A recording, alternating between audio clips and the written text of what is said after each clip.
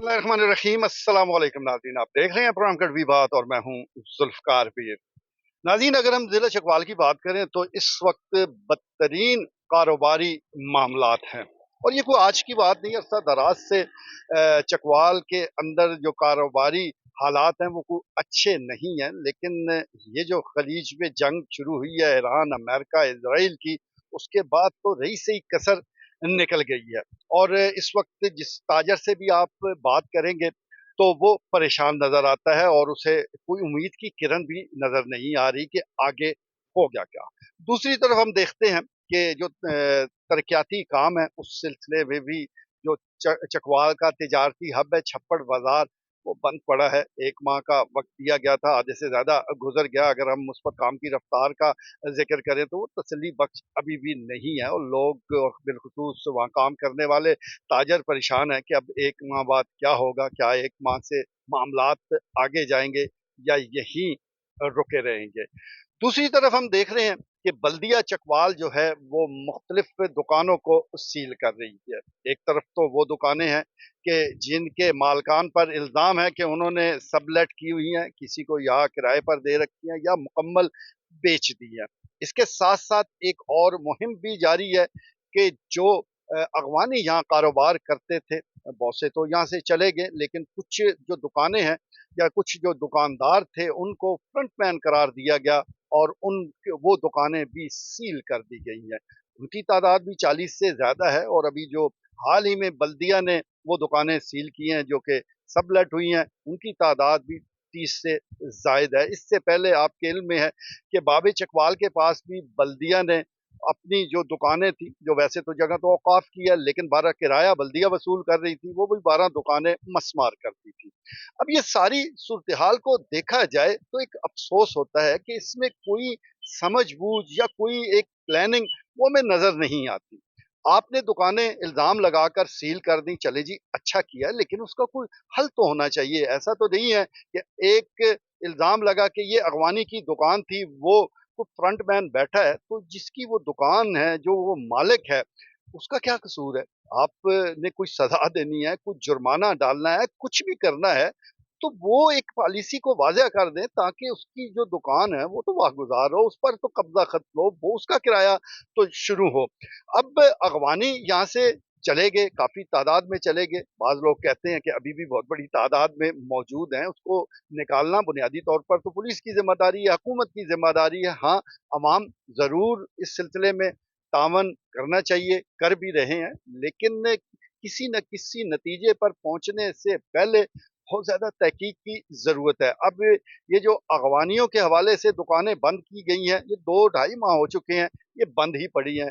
उसके मालिक भी परेशान हैं कि इस सिलसिले में अब आगे क्या होना है। तो एक तो हम ये गुज़ारिश करेंगे कि दुकान की जो बंदिश है, वो सिर्फ़ एक शटर नीचे होना नहीं होता। आपने एक ख़ानदान और उससे जुड़े कई लोगों का जो रोज़गार है, वो उससे आप छीन लेते हैं। तो इस सिलसिले में जो भी करना है, अब ये कुछ ताहयात तो बंद होनी नहीं है, ज़ाहिर है, कभी न कभी ये खुलनी है।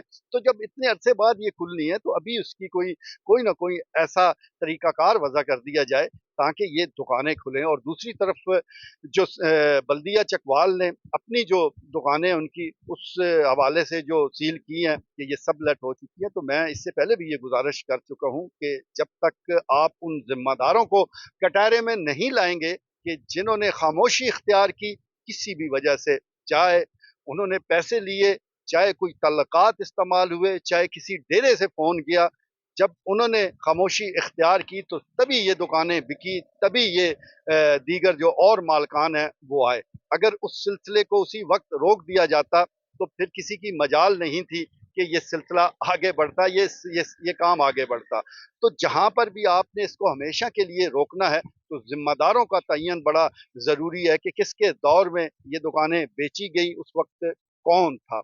अब अभी इस हवाले से यही बताया जा रहा है कि आज वो तमाम लोग डिप्टी कमिश्नर साहिबा से भी मिल रहे हैं और उनके सामने अपना मुकदमा रखेंगे। अब देखते हैं कि इसका हतमी फैसला होता क्या है, लेकिन मैं समझता हूँ कि जिसने भी दुकान बेची है, जिसने भी आगे किसी और को किराए पर दी है, गलत किया है। लेकिन ये किसकी छतरी के नीचे किया है और किसके होते हुए किया है, उनका उन ज़िम्मेदारों को सज़ा दिए बगैर आप इस काम को रोक नहीं सकते। आज आप कुछ भी कर लें, चाहे फिर से पैसे इकट्ठे करें, इनकी अलॉटमेंट मनसूख कर दें, नीलामी कर दें। आप देख लें 5 साल बाद, 4 साल बाद आपको फिर यही शिकायत मिलेंगी, क्योंकि जब तक उन लोगों को आप नहीं पकड़ेंगे, उनको इंसाफ के कटघरे में नहीं लाएंगे कि जो ज़िम्मेदार हैं, जो बाइख्तियार हैं, जिन्होंने होते ये देखा, आंखें बंद रखी, लब खामोश रखे, तो उस वक्त तक ये सिलसिला चलता रहेगा।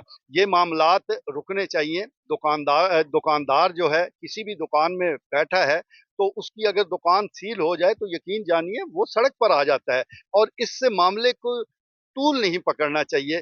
तवालत से किसी का भी कोई फायदा नहीं है। आप चाहे अगवानी कहकर आपने दुकानें बंद की हैं, चलें वो चले गए। जो भी फ्रंट मैन बैठे हैं, आपने जो भी सजा देनी है उनको दें और इन दुकानों को खुलवाएं, क्योंकि कारोबारी मामलात मैंने आपको पहले ही बता दी हैं, कुछ ज्यादा अच्छे नहीं हैं। चप्पड़ बाजार भी बंद है, सैकड़ों दुकानें सील पड़ी हैं, तो लोग जाएं तो जाए कहाँ? सबसे ज्यादा ज़र मुबादला जिन ममालिक से आता था, वहां पर तो जंगी सूरत हाल है, वो तो खुद अब अपीलें कर रहे हैं। तो ये सारा जो एक संगीन बहरान है, इससे अगर बचना है तो मकामी तौर पर हमें कारोबारी मामलात को देखना होगा, ताजरों की हौसला अफजाई करनी होगी, उनको एक कानून के दायरे में लाने के लिए उनकी मुनासिब रहनुमाई बड़ी ज़रूरी है। बस कानून का शिकंजा जो है हर वक्त कसने के लिए नहीं होता। कानून जो है, कानून के हवाले से जब भी अमल दरामद हो तो एक नुक्ता ज़रूर रखना चाहिए कि ये हमारे लोग हैं, गलती अगर हुई है तो उसकी